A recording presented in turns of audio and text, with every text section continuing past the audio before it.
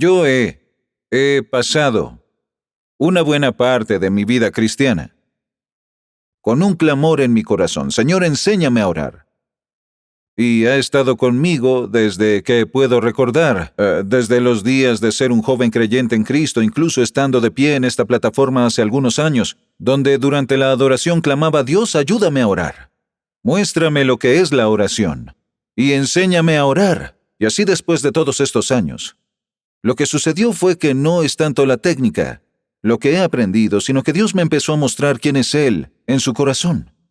Por ejemplo, cuando Jesucristo entró en el templo, y en su camino a Jerusalén, cuando entró en el templo y derribó las mesas de los cambiadores de dinero, y los que vendían palomas y cabras y todo lo demás, estamos viendo algo en el corazón de Dios, porque se suponía que su casa era un lugar de oración.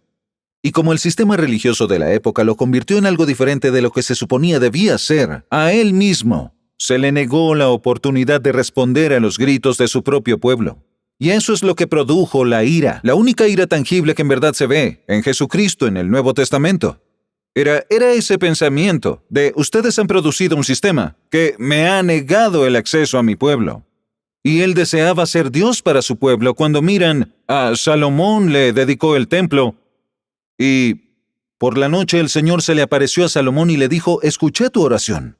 Y él dijo: yo he decidido que mi corazón va a estar perpetuamente allí. E incluso si tengo que llevar pestilencia o la gente está cautivada dentro de sus propias fronteras, si son llamados por mi nombre, si se humillan y oran, y buscan mi rostro y se apartan de sus malos caminos, él dijo: yo oiré desde los cielos, perdonaré su pecado y sanaré su tierra. Y luego le dijo algo profundo a Salomón. Él dijo: ahora mis ojos estarán abiertos y mis oídos atentos a la oración que se haga en este lugar. Qué triste es venir en persona muchos años después al templo que está construido sobre esa misma base del templo de Salomón y ver que se había convertido en algo diferente a lo que Dios había querido que fuera. Pero no es solo la deficiencia del sistema religioso de esa época, es la realidad que hay una pasión en el corazón de Dios para responder a la oración. ¿Cuándo fue la última vez que viste a Dios así? Saben, a menudo pensamos que Dios, de alguna manera, vino al mundo, murió por nuestros pecados, regresó al cielo, cruzó los brazos y Él solo esperó a que reuniéramos suficientes escrituras, dijéramos las palabras correctas, que tengamos una montaña de fe en el corazón, sea lo que sea, y tal vez a regañadientes Él respondería a nuestras oraciones. Pero, de hecho, es todo lo contrario. Somos nosotros los que somos reacios a creer que a Dios le apasiona respondernos incluso antes de que siquiera preguntemos. Y he estado viendo algo en el corazón de Dios que quiero traerles en las Escrituras, a modo de consideración. Si echas un vistazo a lo que estamos a punto de hablar y hablar hoy, he titulado este mensaje: Dios moverá el cielo y la tierra para responderte. Y se los demostraré en las Escrituras. Marcos capítulo 4, por favor vayan allí. En sus Biblias, o si no tienes una Biblia, mira el versículo en la pantalla.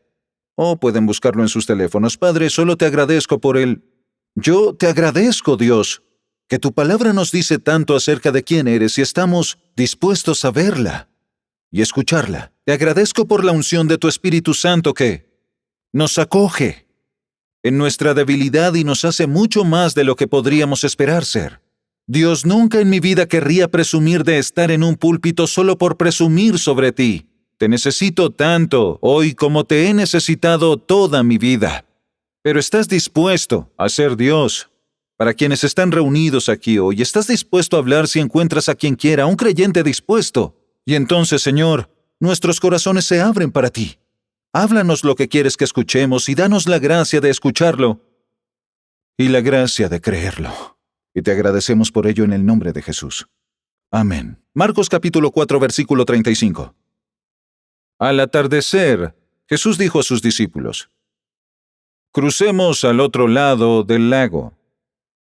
Así que dejaron a las multitudes y salieron con Jesús en la barca, aunque otras barcas lo siguieron.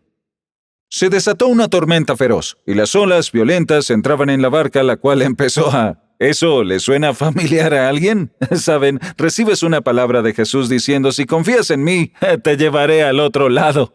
Así que te subes con él en el bote y ahora estás a mitad del camino, y el viento y las olas están sacudiendo tu bote. Y te preguntas, ¿Dios, podré sobrevivir a esta tempestad? Pero él estaba durmiendo sobre su almohada. Y lo despertaron y le dijeron, Maestro, ¿no te importa que nos ahoguemos? ¿Alguien ha orado esa oración recientemente? ¿En su habitación en la noche, Dios, no te importa? ¿Que me persigan en el trabajo? ¿No te importa que no tenga trabajo? ¿No te importa que no estoy libre todavía de esta adicción en mi mente o mi cuerpo, cualquiera que sea mi caso, o la forma en que la gente me trata, o que estoy solo o perdido o hambriento? ¿No te importa? Cuando Jesús se despertó, reprendió al viento y dijo a las olas, silencio, cálmense. De repente el viento se detuvo y hubo calma. Yo creo que fue instantáneo, no creo que haya sido gradual cuando las olas bajaron. Creo que se volvieron planas, como un espejo. Luego él les preguntó, ¿por qué tienen miedo? ¿Todavía no tienen fe? No poca fe, ninguna fe. Su única oración fue una acusación. Realmente no creían. Más allá del hecho que el Hijo de Dios estaba con ellos en la barca, ni siquiera creyeron que iban a llegar al otro lado. Y lo despertaron acusándolo de no ser fiel, pero a pesar del hecho de que su oración no tenía fe en ella, él aún así le respondió. Aún así se levantó y reprendió al viento, y calmó los mares. En el Salmo 107, en el Antiguo Testamento, se nos muestran 4 casos en los que las personas o sociedades aparentemente están rotas más allá de la esperanza, y sin reparación. Y sin embargo, cuando claman por ayuda, Dios responde y los libera.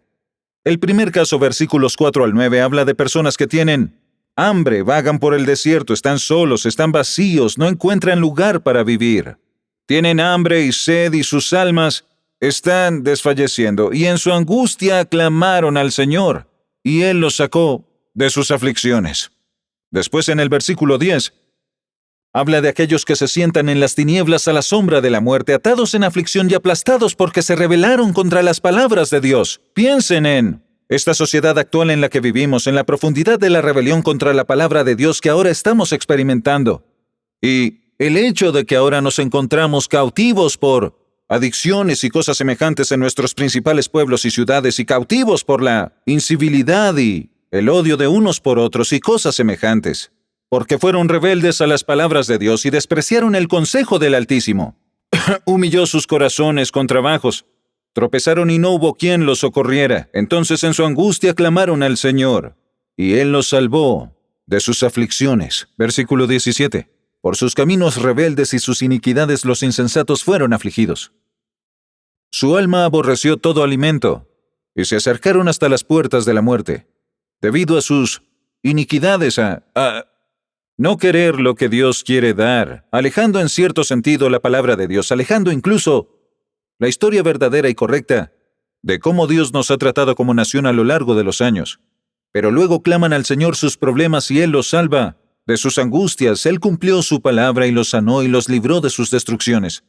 Versículo 23. Los que descienden al mar en naves y hacen negocios sobre las grandes aguas han visto las obras del Señor y sus maravillas en lo profundo. Y aquellos que tienen fideicomisos en el comercio, confían su dinero en el banco, en sus planes de jubilación y todos los esquemas y planes que tienen que han reunido para darle seguridad en el futuro, para descubrir que todas estas cosas se están derrumbando. Lo que estamos empezando a experimentar hoy, y tal vez lo haremos en un grado mayor en el futuro. Recuerden, cuando todo esto comienza a suceder, es el llamado de misericordia. Algunos dirán, es el juicio de Dios. Tiene algo de verdad. Pero la misericordia aún triunfa sobre el juicio. Y yo preferiría que Dios quitara la alfombra de la falsa seguridad que dejarnos solos como una sociedad que se dirige por nuestra cuenta y terminar en una eternidad sin Dios. La Escritura dice entonces, clamaron, versículo 28. En su angustia clamaron al Señor y Él los sacó de sus aflicciones. Cambió la tempestad en suave brisa y las olas del mar se calmaron. Entonces se alegraron porque las olas se habían aquietado y Él los guió al puerto anhelado. Así que verán estos casos en la sociedad donde la gente está hambrienta, perdida, rebelde, atada, necia, muriendo y abrazado una falsa confianza y ya no confían realmente en Dios. Y de repente estas cosas comienzan a darse cuenta de que están perdidos, atados, son necios, están muriendo y toda su confianza está colapsando bajo sus pies y luego claman al Señor en sus problemas, pero no hay evidencia en el Salmo de que haya alguna fe en su clamor. Es solo un grito de disparidad, de desesperación, es un momento de «¡Oh Dios! Por favor, ayúdame». Si estás ahí afuera, ayúdame. No hay una verdadera montaña de escrituras detrás de este clamor. No olviden que han alejado la palabra de Dios. Se apartaron de las advertencias de Dios. Han adoptado falsas búsquedas y confianzas y de repente hay un clamor que entra en sus corazones. Y Dios en su misericordia les responde, los saca de sus angustias, calma su tormenta, aquieta las olas, los lleva al lugar al que siempre realmente quisieron estar, solo no sabían que eso era lo que anhelaban. Él los lleva a una relación con Él mismo. Somos creados por Dios, a imagen de Dios, para Dios, eternamente para Dios. Nosotros somos la única cosa en la creación que puede tomar la decisión de aceptar o rechazar el señorío de Jesucristo. Y Dios nos trae a casa. Y ahora este versículo, el último versículo del Salmo 107 lo dice así. Quien sea sabio, que considere estas cosas y entienda bien el gran amor del Señor. Quien sea sabio verá estas cosas, leerá estas cosas y comenzará a entender cuán increíblemente bondadoso es Dios. Increíble. Increíble. No retener, no retroceder, no decirle a la gente, bueno, tú cometiste el error, tú decidiste alejarte de mí, así que soporta las consecuencias de ello. Dijiste que no me necesitabas, así que adelante, mira si te salvas a ti mismo. Confiaste en el dinero más de lo que confiaste en mí, bueno que sea tu guía. En el futuro, no, Él no hace eso. Cuando claman, Él calma su tormenta, aquieta sus olas, los trae de vuelta a sí mismo de nuevo, porque su misericordia perdura para siempre, Dios. ¡Aleluya! ¡Aleluya! En nuestro texto inicial Él describe a sus discípulos en este momento como sin fe. Ahora es un tipo de creyente joven. Estos son creyentes jóvenes en cierto sentido, no son completamente, aún no entienden del todo la cruz y claro, no había sucedido, así que obviamente no lo entienden. Ellos entienden que el Mesías en cierta medida está con ellos, pero caminar con Él es algo nuevo, igual que muchos de ustedes que están aquí hoy también. Y están en este viaje. Y Jesús describe su oración como una sin fe. ¿Alguien aquí que no se identifique con eso? Estás orando, pero tu oración ni siquiera es una oración, es una acusación contra Dios, es lo que era. ¿No les importa que nos estemos ahogando? Y Él dice, ¿por qué tienen miedo? ¿Todavía no tienen fe? Y la belleza de esto es que fue al menos un grito honesto. Puede que no haya estado lleno de fe, pero fue honesto. Y reconoció que su presencia puede marcar la diferencia. Fue suficiente para él levantarse y calmar las olas, y calmar el viento y decir, calma, quédate quieto, porque Dios es bueno, y su misericordia es para siempre. Oh, gracias a Dios. No tienen fe, es un ejemplo en el que no hay fe, y sin embargo Él responde a su oración. Ahora les mostraré otro, de alguien en el Nuevo Testamento, Marcos capítulo 9. Que tiene algo de fe. Marcos capítulo 9. Había un padre cuyo hijo desde la infancia, desde su niñez. Versículo 22 dice, muchas veces el espíritu lo arroja en el fuego o en el agua tratando de matarlo. Si puedes hacer algo, ten misericordia de nosotros y ayúdanos. Así que tiene un hijo, y es el tipo de las pasiones desenfrenadas en esta generación de ahora, que se están desatando rápidamente en toda una generación de jóvenes criados sin Dios. A ellos se les ha dicho que no existe tal cosa como la vida eterna, como la cruz o la salvación. Se les ha hecho creer que, si se siente bien, háganlo, no hay consecuencia en ello. Ellos han sido criados sin ningún valor moral real y ahora vemos en las noticias hace solo un par de días todo un grupo de adolescentes que entran en un restaurante y lo destruyen por diversión. Algunos lo habrán visto en las noticias. Y este es el fuego que empieza a adoptar esta generación joven de ahora porque hay una frustración en los corazones de los jóvenes cuando es todo lo que hay en la vida y cuando no hay mucha más en esta vida. Entonces hay una ira que viene del corazón y dice, bueno, si esto es todo, voy a destruirlo todo igual. Sí, esto es la vida y si solo estoy aquí por este este corto periodo de tiempo y luego todo termina, entonces ¿por qué no divertirme? O enojarme sin ningún tipo de restricción.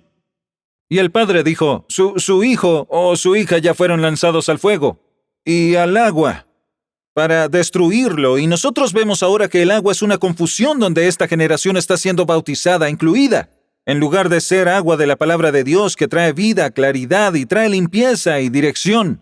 Está este adoctrinamiento de confusión que golpea a esta generación donde las personas no saben quiénes son, lo que son y no saben a dónde van. Hay una confusión tan increíble. Y el padre viene a Jesús y le dijo, si puedes hacer algo, ten compasión y ayúdanos. Y yo oigo el grito ahora, oigo el llanto de las mamás y papás que no saben qué va a pasar con sus hijos en el futuro. Y están orando y diciendo, Dios, si puedes ayudarnos, si puedes hacer algo, ten compasión y ayúdanos. Hay un clamor en esta generación. Y Jesús le dijo, si puedes creer, al que cree todo le es posible. Y al instante el padre del niño exclamó con lágrimas y dijo, creo, pero ayúdame a no dudar. ¿Han estado allí? Dios, creo tanto como puedo creer. Toda nuestra fe tiene límites. ¿Saben? Alguien ha resucitado a los muertos y si no, entonces tu fe tiene límites, ¿entienden? ¿Has caminado sobre el agua? Si no, tu fe tiene límites. Toda nuestra fe tiene límites y he orado eso por años. Dios, yo creo tanto como puedo. Y si quieres que mi fe vaya más allá de ese límite en mi corazón, vas a tener que llevarme allí porque no puedo llegar allí solo. No puedo hacerlo. Es lo que el padre estaba gritando. Señor, yo creo que puedes liberar a mi hijo, pero si mi fe es corta, entonces tú llévala donde necesita porque no puedo ir más allá de lo que hay en mi corazón en este momento. Entonces Jesús ordena que ese espíritu salga y no vuelva a él, y ese niño fue liberado. Y aquí está el caso. La primera oración fue una oración sin fe, que él respondió a sus discípulos. Ahora tenemos una oración donde libera a un joven oprimido por la oscuridad, a través de un padre que tenía algo de fe. Gracias a Dios por su misericordia. Gracias que no debemos tener todo resuelto. Gracias a Dios que no tenemos que hacer todo bien para que escuches. No hay que hacer bien todas las oraciones. De hecho, al llegar allí veremos cuán cortas fueron nuestras oraciones sin importar cuán elocuentes pensáramos que éramos. Ya veremos. Y en Segunda de Reyes capítulo 20, esta es una historia en la Biblia que es muy acertada. Se trata del clamor de alguien que quería creer. Tenemos una oración contestada que no tuvo fe. Tenemos una segunda oración contestada con algo de fe. Veremos a Dios mover cielo y tierra para responder a la oración de alguien que dijo, yo quiero creerte. ¿No es asombroso? Ahora, el capítulo 20 de Segunda de Reyes. El rey Ezequías se enfermó y estuvo a punto de morir. Entonces el profeta Isaías, hijo de Amós, fue a visitarlo y le dijo, el Señor te manda a decir que dejes todos tus asuntos arreglados porque vas a morir. Ezequías se dio vuelta hacia la pared y le rogó al Señor, por favor, Señor, recuerda que siempre he tratado de obedecerte y agradarte en todo lo que hago. Y rompió a llorar. Y yo sé que hay alguien así aquí o en línea o en este santuario hoy que ha orado así últimamente. Dios, quiero vivir. Yo quiero vivir. Siento que muero por dentro, que no tengo un propósito en la vida. A mí no me gusta la forma en que vivo hoy. Miran hacia la pared tal como lo hizo Ezequías. Se van a dormir y se voltean a la pared y lloran en silencio y dicen, no me gusta quién soy hoy. No me gusta lo que soy. No me gusta lo que pasa en mi vida. No me gusta dónde voy. Siento que voy a morir. Oh, Dios, déjame vivir. Déjame vivir. Estoy tan cansado de esto. No veo un camino a seguir y yo siento que mi vida ha terminado. Y antes de que Isaías saliera del patio, el Señor le habló y le dijo, vuelve a ver a Ezequías, el jefe de mi pueblo, y dile que yo, el Señor, el Dios de David, he oído su oración y he visto sus lágrimas. Dile que yo lo sanaré. Y dentro de 3 días irá al templo del Señor. Miren eso como una palabra de Dios, que viene por boca de un profeta. Dios dice, te he escuchado, he visto tus lágrimas, te voy a sanar, y en 3 días vas a estar en el templo alabándome. Alabado sea Dios. Para ustedes sería el martes, les digo, son 2 días, estaríamos de vuelta en el templo, y ustedes alabarían a Dios por lo que ha hecho en sus vidas. Ahora, Y entonces Ezequiel, versículo 8, le dijo a Isaías, ¿cuál será la señal de que el Señor me sanará? Y de que subiré a la casa del Señor al tercer día. ¿Se imaginan? Dios te da una palabra a través de un profeta. ¿De qué va a ser esto? Si yo fuera Dios, le habría dicho a Ezequiel, aquí está tu señal. Estarás en el templo en 3 días y sanarás. Suficiente. Pero esto hizo el Señor. Isaías dijo, esta es la señal del Señor para demostrar que cumplirá lo que ha prometido. ¿Y si el reloj solar se adelantara o atrasara 10 grados, te gustaría? Ahora 10 grados en el reloj de sol de ese tiempo son 20 minutos.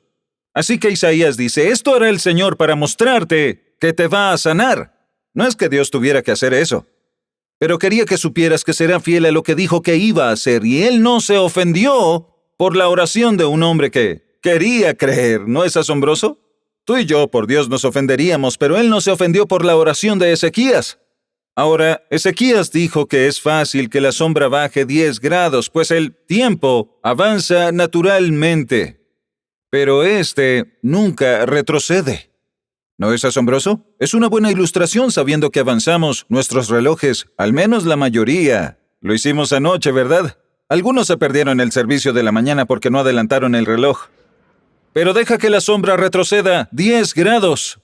El profeta Isaías clamó al Señor y Él hizo volver atrás la sombra 10 grados, en las gradas las que había declinado, en las gradas de Acaz. Ahora, en respuesta a la oración de un hombre que dijo, Dios, quiero creer que vas a sanarme. Dios, retrocede el tiempo. Sí, hazlo.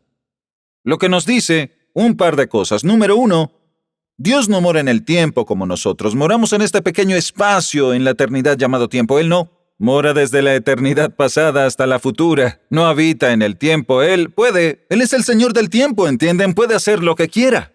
Puede regresar y puede sanar cosas que pensabas no se sanarían en sus vidas. Te da cosas que pensabas que no ibas a recibir, las perdiste y pensaste que no las tendrías de nuevo. Él puede regresar y devolverte los llamados que pensaste habían escapado de tus dedos. Él puede regresar y puede convertir tu vida en algo que esa progresión natural del pecado en tu vida aparentemente te lo había quitado. Dios no está limitado en el tiempo como nosotros.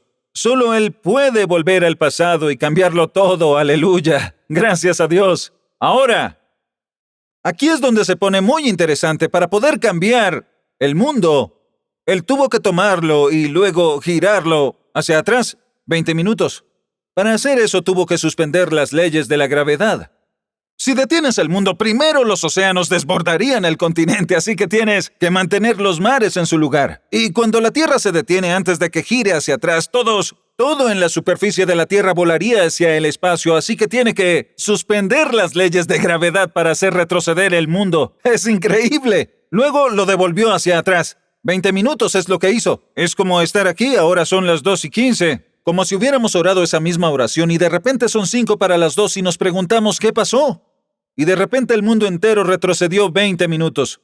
Ahora, he estudiado esto y he leído comentarios sobre ello de aquellos que sí estudian astronomía y astrofísica y todo este tipo de cosas. Y lo interesante es que para retroceder al mundo 20 minutos no puedes solo devolver el mundo, tienes que girar todo el sistema solar al cual pertenece. Si no, todo estaría desincronizado, las estaciones cambiarían, todas las plantas, todo estaría desalineado, así que no solo puedes retroceder el mundo, también todo a su alrededor. Otros dicen que no se puede solo volver atrás la Vía Láctea, debes girar todo el universo hacia atrás, si no todo se desincronizaría, ya que todos nos movemos en una sola dirección. Absolutamente asombroso lo que Dios puede hacer para contestar la oración. Para responder a la oración de un hombre que solo dijo, quiero creer en Dios que me va a sanar, quiero creer que voy a estar en el templo alabándote. Así que el Señor dice, te mostraré lo que puedo hacer. Verán, cuando Él detuvo el viento, cuando detuvo los mares, los discípulos dijeron, ¿pero qué clase de hombre es este? Que incluso el viento y los mares le obedecen. Es el mismo que hizo retroceder el universo para Ezequías. Es el mismo Dios que no se ofendió por la oración de incredulidad y acusación de sus propios discípulos, que no se ofende por el Padre que dice, creo tanto como puedo, Dios ayúdame, llévame a donde necesito ir para que hagas un milagro en la vida de mi hijo. Él no se ofende por el rey Ezequías, que tiene una palabra de un profeta de Dios, de la boca de Dios mismo a través de un profeta. Y sin embargo, no le cree completamente. Él dice, quiero creerlo. Así que dame una señal de que vas a hacer esto. Así que creo que lo resuelve de una vez por todas. Que Dios moverá cielo y tierra para responderte, así de simple. Él lo hizo. Él movió cielo y tierra. La respuesta al clamor del hombre, prueba de Dios, más allá de toda duda, hará lo que sea para responder nuestro clamor. Y entonces la pregunta es, si estás perdido, si tienes hambre, si eres adicto, si estás muriendo por dentro, ¿qué estás esperando? ¿Por qué no clamas a Dios? ¿Cuán desconcertante debe ser para el Señor mismo cuando mira abajo y dice, no te he mostrado mi corazón, no te he mostrado mi pasión por responderte, no te he mostrado mi poder, mi disposición a trabajar siquiera con tu fragilidad y tu falta de fe? Saben, creemos que tenemos que tener una montaña de fe para mover una montaña. Pensamos que queremos darle una mano a Dios en nuestras oraciones, pero Él no dijo eso. Él dijo, si tienes fe del tamaño de un grano de mostaza, puedes decirle a esta montaña, muévete y te obedecerá. Él no dijo, debes tener una montaña de fe, debes tenerla como un granito de mostaza. Al igual que el pequeño niño que está camino a casa o a la escuela, no sé en qué dirección iba. Y hay 5,000 personas que necesitan ser alimentadas y el niño se detiene y le da su almuerzo a Jesús. Y toda una multitud, 5,000 personas son alimentadas. Increíble, ¿imaginan cuando el niño llegó a casa? Papá, mamá, nunca adivinarán lo que hice hoy, alimenté a 5,000 personas con mi almuerzo. A tu habitación, tal vez dijeron. Cuando dejes de mentir y exagerar, podrás volver a cenar, pero digo la verdad. Puse mi almuerzo en las manos de un hombre que lo multiplicó. Él no se ofendió con la pequeñez de lo que tenía en la mano. Esta es la belleza de nuestra salvación. Dios no se ofende por la pequeñez de nuestra fe a veces, no se ofende por nuestras preguntas, luchas e incluso a veces nuestras acusaciones contra su fidelidad, porque Él es bueno y su misericordia permanece para siempre.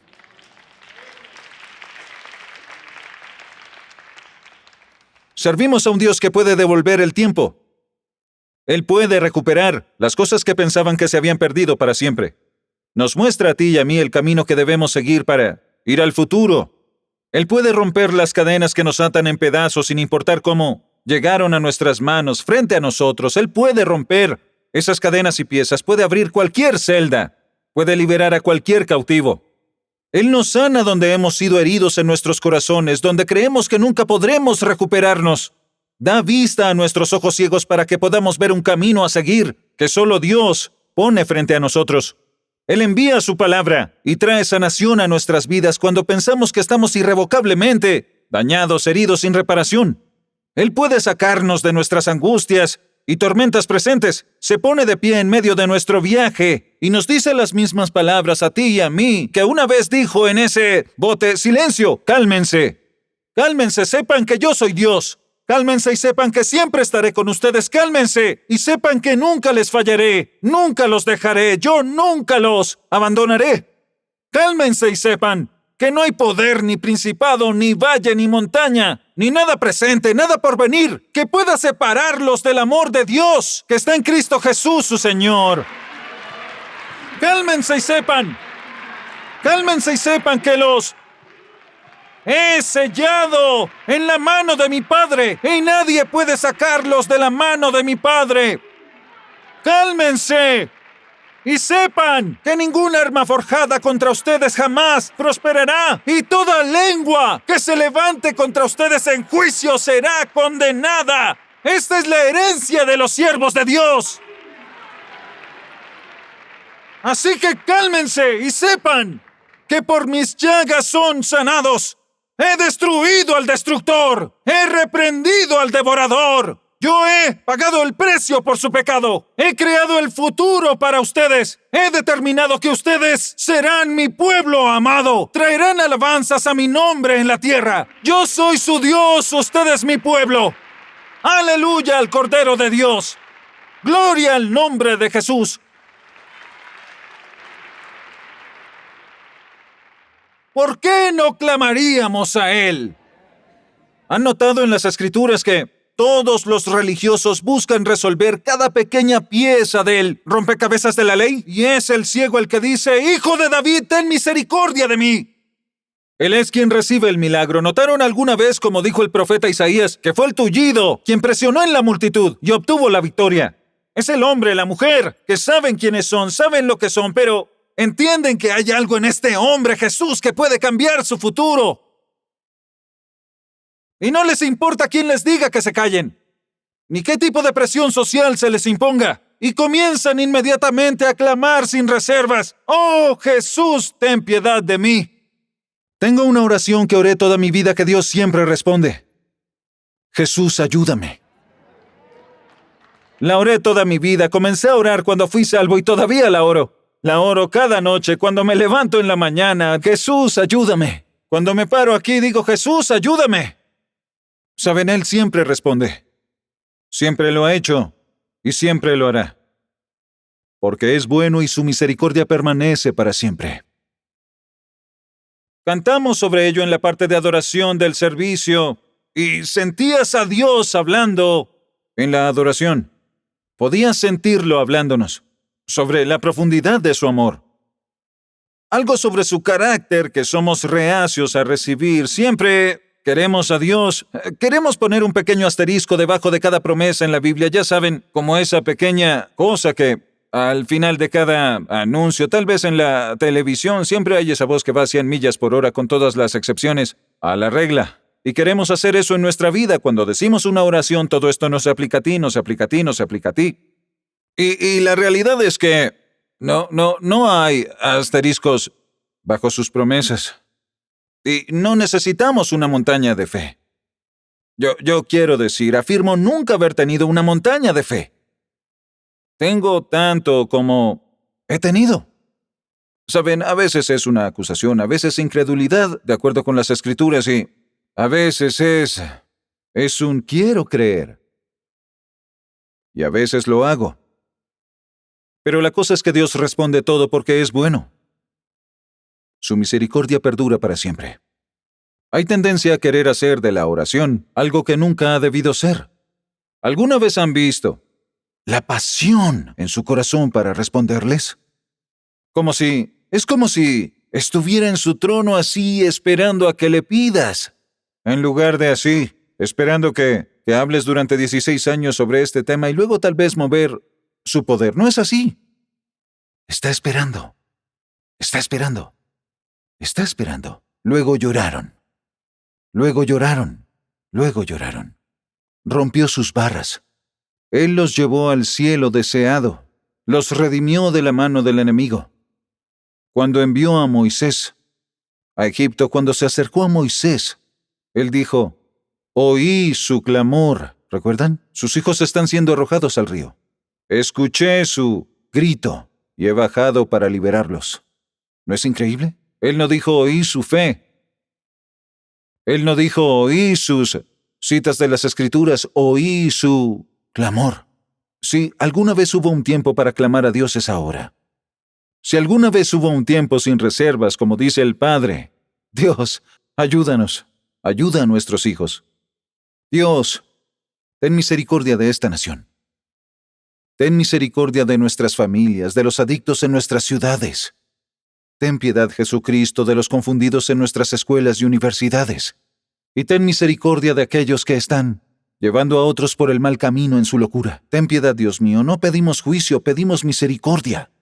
Ten piedad de nosotros como nación por haber confiado en el dinero más que tú. Lo escribimos en nuestras monedas, en Dios confiamos en las monedas más que en ti. Dios, ten piedad por nuestra locura. Hemos fracasado y hemos caído. Y el Señor oyó su clamor y envió una gran liberación, porque Dios es bueno y su misericordia perdura para siempre. Alabado sea Dios.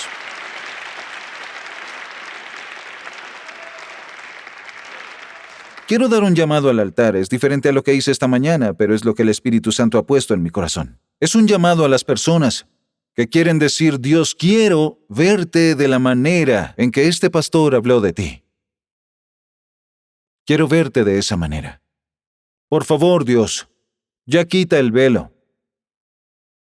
Yo siento que estás escondido de mí, siento que establezco mi propia idea de quién eres por encima de lo que declaras ser en tu palabra. Te imagino rudo cuando en realidad fuiste a una cruz porque eres un Dios de amor. Te imagino reacio a responder a mi oración y en lugar de eso estás esperando y deseando responder. Yo quiero verte. Ese era el grito del hombre al costado del camino, el ciego. Quiero ver. Yo quiero ver. Dios, no quiero vivir más detrás del velo. Yo quiero que mis oraciones sean contestadas, incluso si son solo para llorar. Eso es todo lo que son. El mensaje que me trajo a Nueva York en el 94, en el que David Wilkerson escuchó, fue llamado "Cuando una oración se convierte en un clamor".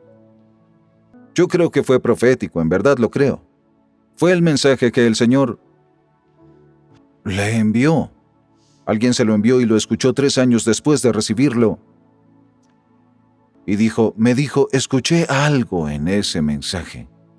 Creo que será algo en el futuro, creo que fue un momento tal vez donde vamos a clamar a Dios, vamos a redescubrir su misericordia.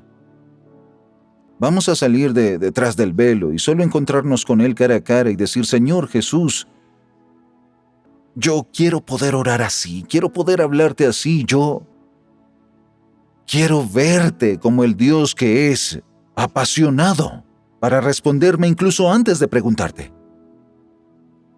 Yo quiero ir allí. Quiero ese tipo de oración. Y quiero que las oraciones que digo hagan una diferencia. No solo en mi vida, sino en todos los que me rodean, ya sea tu propia familia, tus amigos o el círculo en el que viajas. Solo quiero que mi vida marque la diferencia. Y quiero que Dios seas misericordioso conmigo y con ellos. Y para los que están en una tormenta es solo una tormenta. Y si no saben si van a llegar al otro lado, solo digan, Dios, quiero confiar en ti. Quiero verte. Quiero confiar. Yo quiero creerte. Padre, yo he entregado tu corazón. Y sé que lo he hecho. Sé que no hay nada más que decir. Todo está dicho. Señor, solo quiero agradecerte por tu vulnerabilidad, Señor, por tu voluntad de ser dado a conocer. Ruego a Dios que no te rechacemos cuando salgas de detrás del velo y digas, esto es lo que soy, este es mi corazón. Esto es lo que quiero hacer, que no le demos la espalda y volvamos a una vieja forma de religión. Danos la gracia, Señor, de verte de la manera en que hemos escuchado de tu palabra hoy. En el nombre de Jesús. Pongámonos de pie. Si ese eres tú y sientes que Dios tira de tu corazón, ¿vendrías a unirte? Únanse a mí aquí en este altar y vamos a orar juntos en un momento. Deslízate de tu asiento donde estés. Aquí presente o en la casa viendo, acérquense, dejen que todos vengan. Quiero verte, Señor. Quiero verte de esta manera. Quiero entender tu bondad. Yo quiero orar de forma efectiva. Cambiará la forma en que oras cuando ves a Dios, cuando ves a Cristo apasionadamente queriendo responderte. Cambia la forma en que hablas con Él. De cierto modo se convierte más en una conversación que en una repetición. Gracias, Señor. Gracias, Jesús. Acérquense a Él y oremos todos juntos. Vamos.